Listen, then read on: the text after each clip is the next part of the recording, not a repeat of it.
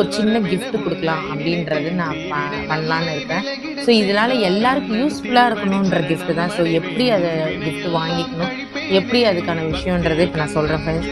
என்ன அப்படின்னு பார்த்தீங்கன்னாக்கா, எல்லாரும் வந்து எப்படி இந்த ஒரு ஐடியா வந்தது அப்படின்னாக்கா, எல்லாருடைய கமெண்ட்ஸ் நான் படிக்க ஆரம்பிச்சதுக்கப்புறம், எனக்கு பாபா இத செய்யுங்க, எனக்கு கல்யாணம் பண்ணி வைங்க, இந்த மாரி நெறைய விஷயங்கள் சொல்லியிருந்தீங்க.